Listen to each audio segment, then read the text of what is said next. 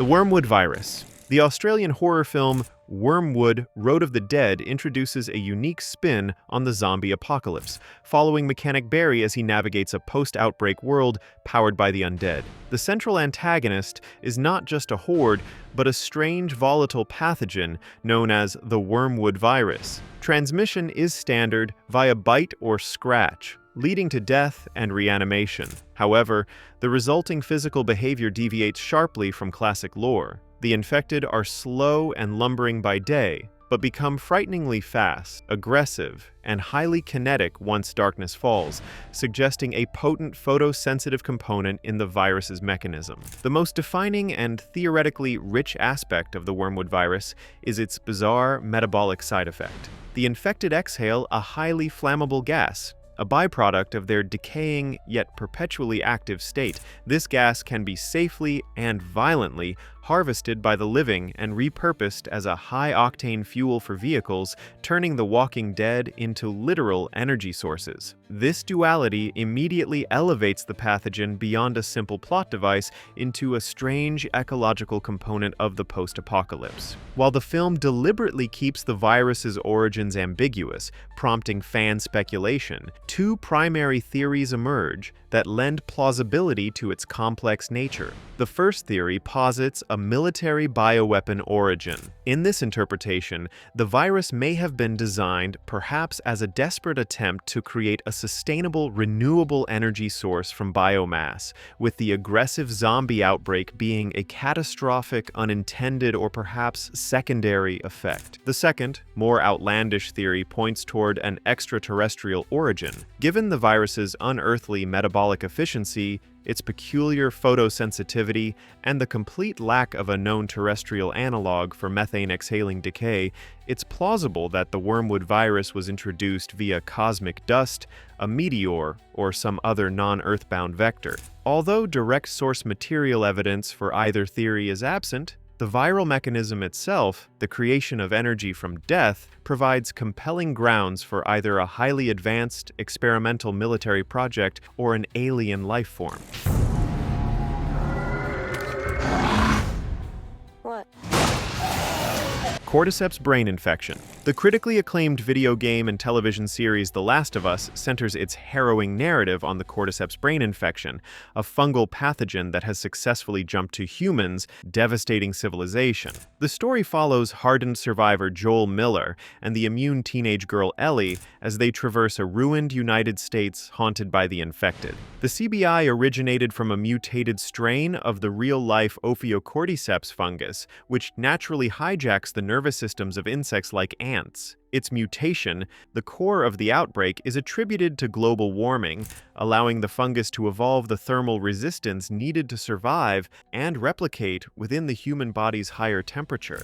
The infection spreads primarily through bites and scratch wounds, but the initial global outbreak was theorized in the television series to be caused by contaminated flour and grain products. Once inside the host, the fungus begins a brutal process of internal growth, replacing soft tissue and eventually compromising the skin barrier. The infected are categorized by their stage of fungal growth, which dictates their appearance and behavior. Runners are fast and erratic, resembling freshly turned hosts. Over time, the fungus encapsulates the head, turning the host into a clicker, a terrifyingly blind entity that navigates using echolocation. The final massive stage is the bloater, a heavily armored host covered in dense fungal plates. The scientific plausibility provided in the source material is so strong that fan theories often focus less on the what and more on the how of the fungus's evolutionary leap. One prevalent theory suggests the rate of mutation was accelerated not just by rising global temperatures,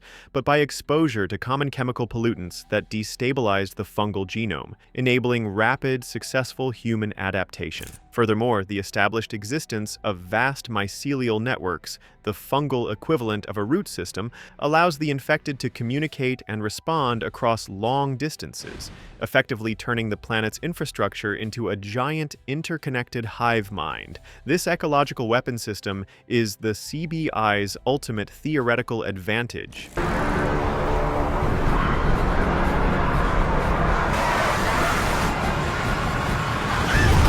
The hell is full theory. The foundational texts of modern zombie cinema, George A. Romero's Dawn of the Dead and Day of the Dead, expand upon the terrifying scenario established in Night of the Living Dead, depicting a world spiraling into complete societal breakdown. The undead plague starts instantly and universally, infecting every recently deceased body, whether through natural causes or a fatal bite. Infection primarily spreads through the exchange of bodily fluids via biting or scratching. The creatures themselves are the archetype of the classic shambler, slow, relentless, and driven by a primal, confused instinct to return to familiar places or consume the living. Romero's initial films intentionally withhold a definitive scientific explanation, instead suggesting a profound existential horror. This ambiguity is crystallized by the hell is full theory, derived from a potent line delivered by a television evangelist in Dawn of the Dead. When there's no more room in hell,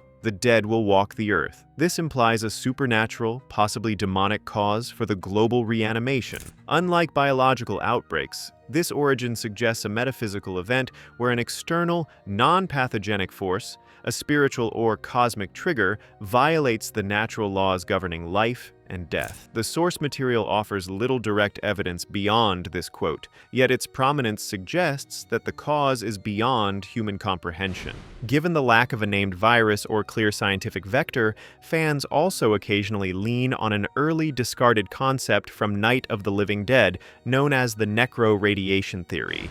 This posits that a mysterious, non-biological phenomenon, perhaps a burst of cosmic radiation or a government experiment, acted as the switch that reanimated the corpses. Under this lens, the hell is full quote becomes a piece of religious fear used by society to interpret a terrifying scientific phenomenon rather than a literal truth. Regardless of the exact mechanism, the core concept remains that death itself is no longer final, making every corpse a potential threat and giving the Romero zombie its distinctive grim persistence. George Romero brings back the dead.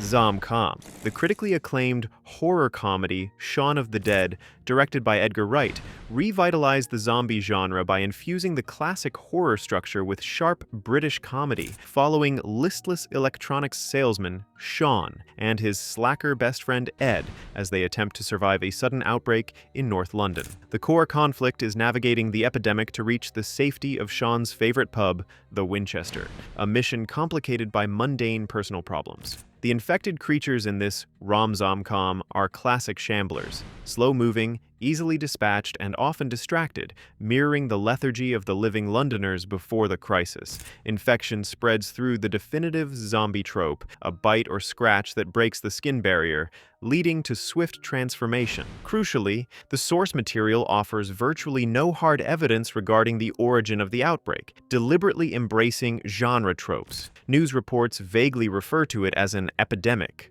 or plague, and the media spends more time squabbling over the correct terminology, zombie, infected, living dead, than identifying the cause. This lack of clear scientific genesis opens the door to several plausible, if darkly humorous, fan theories that align with the film's satirical tone. One theory, the apathy contagion theory, suggests that the biological cause is secondary. The rapid spread succeeds because the public is already so disconnected and routine-driven, walking around like zombies before the infection, that they simply fail to notice the onset of the apocalypse. This idea leans into the film's central joke, that Shaun's normal life is barely distinguishable from the zombie chaos. While lacking scientific proof, this sociological reading makes the vague epidemic feel deeply plausible. Another popular though generic theory points to a classic viral military leak, where the cause is a failed government experiment briefly alluded to in background television reports. However, the film subverts this seriousness, suggesting the ultimate cause doesn't matter. What matters is how humans react. Ultimately, the Shaun of the Dead outbreak is defined by its vagueness, making the survivor's quest for a pint all the more pressing. Oh, God, that's not funny. Biotech Mutagen, the South Korean action horror film, Train to Busan delivers a high-speed, claustrophobic narrative focused on a father and daughter trying to survive a sudden zombie outbreak while traveling on a bullet train. The film quickly establishes the cause as the YS Biotech Mutagen, a biological pathogen traced directly to a contaminated industrial source, likely a leak from the YS Biotech chemical plant, as implied by the initial infection of a deer near the facility. Unlike traditional undead lore, the infected in this universe are not corpses, but are technically still alive, having suffered complete destruction of their higher brain functions, rendering them purely reactionary. The infection spreads with terrifying speed, converting victims from human to host in seconds to minutes via bites. This mutagen creates an extremely aggressive and volatile creature, defined by its speed. The infected are frenzied, fast, and constantly running, a dramatic departure from the classic shambler. Their physical appearance is marked by extreme physical damage and hypermobility, driven by relentless fury rather than hunger. The primary weakness of the YS Biotech mutagen's hosts, and a core element for survivor tactics, is their reliance on vision. While their aggression is relentless, the infected are rendered almost completely blind in the dark or when their sight is obstructed, forcing them to rely on sound. This suggests a unique mechanism in the mutagen's design. Rather than destroying the visual cortex, it seems to hyperstimulate it alongside the motor functions, making sight the dominant yet vulnerable sense. Since the film establishes the direct industrial origin, fan theories focus on why YS Biotech created such a highly infectious agent. One plausible theory is the military bioweapon test failure, where the mutagen was designed as a non-lethal but incapacitating agent for riot control, but its hyper-aggressive side effects and rapid conversion rate were unforeseen consequences of industrial contamination mixing with the pathogen, rapidly accelerating its potency far beyond the lab's intent. I highly recommend watching Train to Busan. You won't regret it.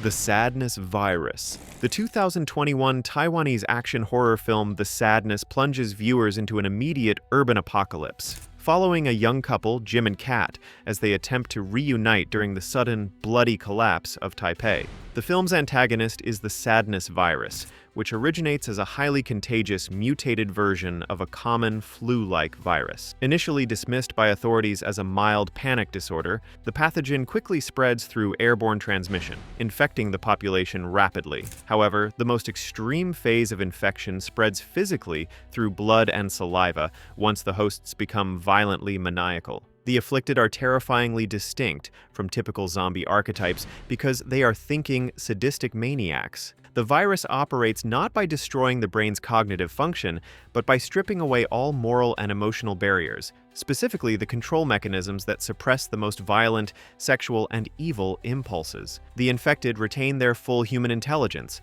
ability to speak, plan, and reason, which they sadistically employ to torture and mutilate the uninfected. Their physical appearance quickly degrades due to self-inflicted injuries and extreme acts of violence, creating a terrifying combination of functional intelligence and primal mania. Given the biological origin is known, a mutated flu, fan theories focus less on what the virus is and more on the mechanism of its mutation. One plausible scientific fan theory is the primal impulse dysregulation theory. This suggests the virus specifically targets and disables the amygdala prefrontal cortex pathway, which governs impulse control and moral reasoning, essentially turning off the conscience part of the brain while leaving cognitive functions intact. This biological short circuit creates the perfect sociopath, a hyper-intelligent entity driven only by the darkest desires. Although the film does not offer a detailed medical breakdown, this explanation provides a chillingly plausible reason why the infected are not just fast, but are capable of calculated, targeted cruelty, distinguishing the sadness as an extreme study in human depravity, unbound by physical brain death.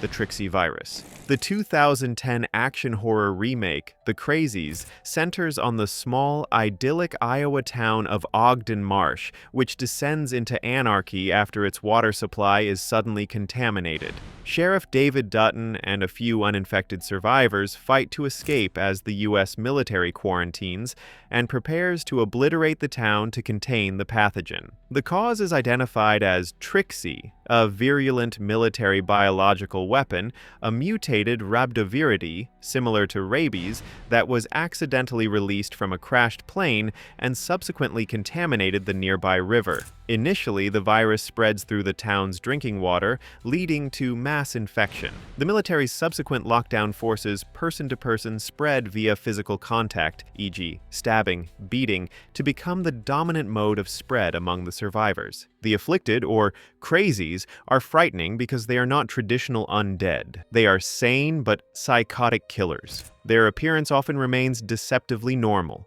transitioning them into a state of extreme sadistic madness and violence. Crucially, they retain their full cognitive ability, allowing them to communicate, plan ambushes, drive vehicles, and utilize weapons and tools with deadly efficiency. Their pathology is purely homicidal, not motivated by flesh-eating hunger, making them distinct from almost all other zombie subgenres. Since the Trixie virus's identity is clear, the most compelling fan-driven theoretical analysis concerns the weapon's intended purpose and the military's extreme response. The incapacitation weapon drift theory posits that Trixie was intended only to induce temporary, non-lethal, mind-altering madness, a form of extreme psychological warfare to quickly destabilize enemy populations. The accidental contamination caused the virus to mutate into its current lethal, permanent, and highly contagious form. The immediate and disproportionate military response, total town destruction, lends weight to the idea that the weapon's ultimate effect was far more catastrophic than its designers ever anticipated, justifying a massive illegal cover-up to protect national security and national interests. You lay that gun down. Wildfire Virus. The long-running series The Walking Dead, TV and comics, is less concerned with the genesis of the apocalypse than with the complex human drama of survival.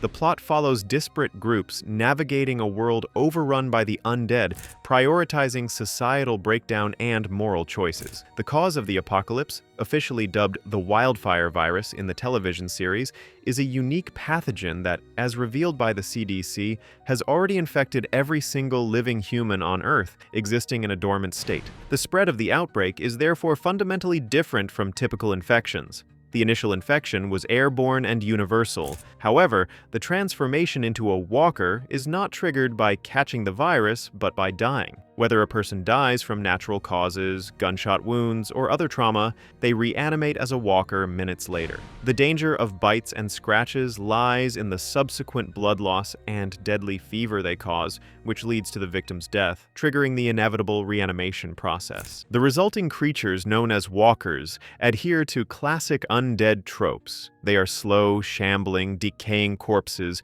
relentlessly drawn by sound and smell. While their instinct is to consume, they do not require sustenance, making them a persistent, unyielding threat. Their vulnerability is singularly focused on the brain, confirming that the reanimation process is a purely neurological phenomenon. Because the source material confirms the airborne nature of the virus, but never its origin, fan speculation centers on its release. The most plausible fan name theory is the accidental geobiological release theory. This posits that the virus is not a modern bioweapon, but an ancient, highly adaptive organism, perhaps a fungus or prehistoric virus, that was perfectly adapted to transmit through the air. This pathogen lay dormant in an area like the Arctic permafrost or deep underground and was released globally due to climate change or reckless human drilling. Although there is no explicit evidence for this within the narrative, this theory provides a scientifically sound and plausible reason for the immediate,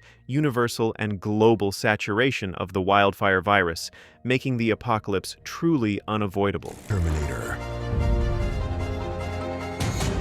Things are different now. There's us and the dead. We covered a lot of ground. What's your favorite fictional pathogen? Drop a comment below, and don't forget to like and subscribe for more.